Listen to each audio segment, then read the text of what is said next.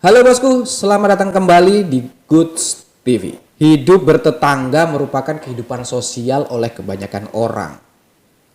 Menjaga keharmonisan bertetangga menjadikan kehidupan yang rukun. Tetapi beda halnya yang dialami seorang wanita ini hingga akhirnya dianiaya secara tragis oleh tetangganya. Selain dianiaya, perempuan tersebut disuruh menggali lubang untuk kuburannya sendiri. Selengkapnya kita akan bahas di Goods TV.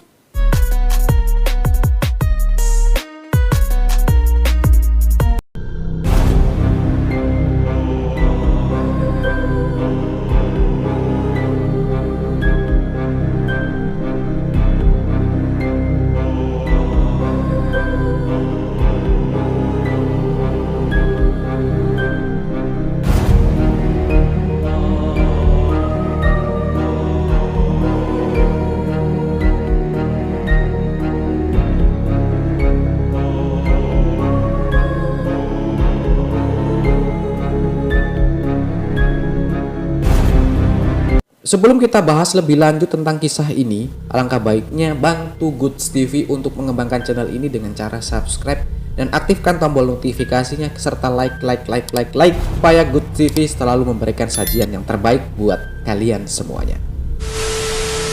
Seorang wanita berusia 57 tahun bernama Nina Rubchenko tinggal di kota Poltava, Ukraina Tengah.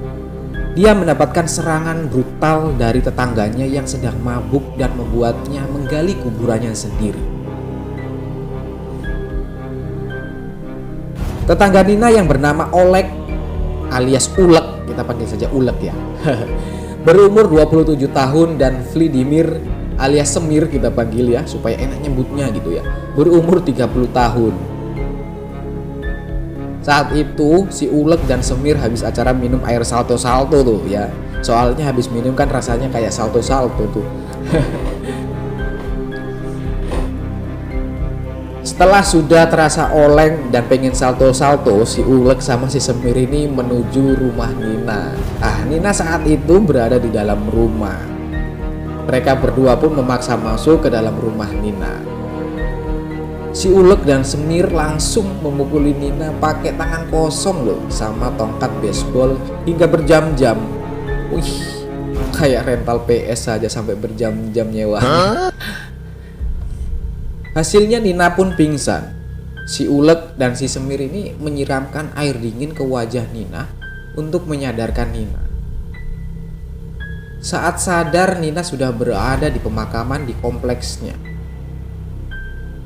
Tak hanya itu, Nina pun disuruh menggali kuburannya sendiri menggunakan sekop yang sudah disediakan. Wih, bagaimana rasanya ya? Habis pingsan dipukuli, dalam kondisi lemah, dia harus menggunakan sekopnya untuk menggali kuburannya sendiri. Nina yang tak mampu melawan terpaksa menggali kuburannya sendiri dengan kondisi belum sepenuhnya kuat setelah dihujani pukulan.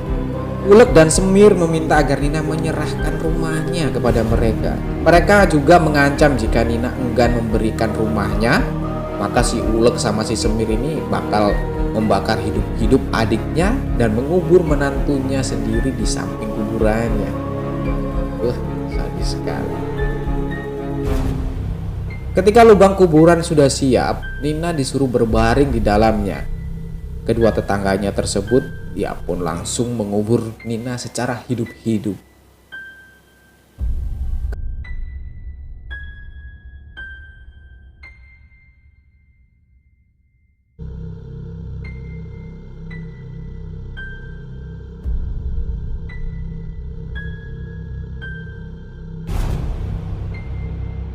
Kedua preman kompleks ini meyakini jika Nina sudah meninggal ini. Nah, setelah cukup yakin, mereka meninggalkan Nina dengan kondisi seluruh tubuh terkubur hidup-hidup. Jadi sebelum mereka pergi meninggalkan Nina, mereka berdua pun meyakinkan terlebih dahulu. Mereka berdua saling bertanya, apakah dia sudah meninggal? Aku yang nggak tahu apakah dia sudah meninggal, kan gitu. Mungkin dia sudah meninggal itu. Oke, kalau begitu kita pergi saja, biarkan dia terkubur di situ sampai mati. Menurutnya seperti itu. Setelah kedua preman kompleks itu pergi, Nina yang mulai panik berusaha mengeluarkan dirinya dari kuburan tersebut. Dengan sisa-sisa tenaganya yang sudah sangat terkuras oleh siksaan sebelumnya, akhirnya Nina berhasil keluar dan berusaha berjalan ke rumahnya dengan tergopoh-gopoh. Kemudian ia segera menelpon pihak kepolisian, sekaligus khawatir dengan si Uleg sama si Semir ini yang bisa saja tiba-tiba datang kembali. Bak film India, akhirnya anggota kepolisian pun datang. Nina segera dilarikan ke rumah sakit untuk mendapatkan perawatan. Dokter pun mengungkapkan bahwa Nina mengalami cedera di kepala yang cukup serius. Ia mendapatkan diagnosa patah tulang, geger otak, serta banyak memar di wajah dan tubuhnya. Nina mengatakan dirinya benar-benar ketakutan untuk kembali ke rumahnya, ya karena kedua pria tersebut kan belum ditangkap oleh polisi. Siapa sih yang gak takut dengan kondisi seorang perempuan sendiri di dalam rumah? Ternyata didatangi oleh kedua tetangganya yang laki-laki, keduanya laki-laki, dan tiba-tiba memukulinya dalam kondisi yang mabuk. Saat diinterogasi, si Uleg sama si Semir ini malah beralasan kalau si Nina pernah nyolong sempaknya. Salah. Pernah nyolong anjing peliharaannya 6 bulan yang lalu.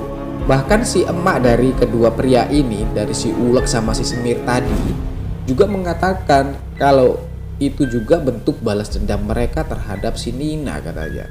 Dan katanya emaknya juga bahwa si Nina itu memang benar-benar pernah nyolong anjing peliharaannya 6 bulan lalu. Sehingganya mereka berdua itu langsung beringas menyerang si Nina yang ada di dalam rumah yang sedang santai-santai gitu. Nah, tetapi karena perlakuan si Uleg sama si Semir ini, mereka berdua pun akhirnya dipenjara selama 10 tahun.